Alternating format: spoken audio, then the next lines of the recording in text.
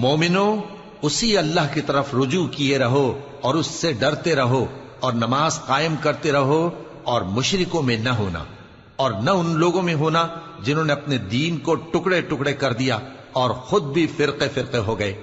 ہر فرقہ اسی میں مگن ہے جو اس کے پاس ہے، اور جب لوگوں کو تکلیف پہنچتی ہے تو اپنے پروردگار کو پکارتے ہیں اسی کی طرف رجوع کرتے ہوئے۔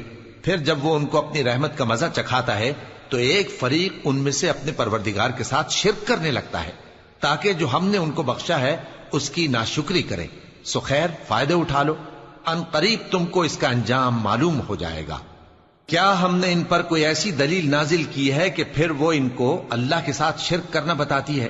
اور جب ہم لوگوں کو اپنی رحمت کا مزہ چکھاتے ہیں تو وہ اس سے خوش ہو جاتی ہیں، اور اگر ان کے اعمال کے سبب جو ان کے ہاتھوں نے آگے بھیجے ہیں انہیں کوئی تکلیف پہنچے تو نا امید ہو کر رہ جاتے ہیں۔ کیا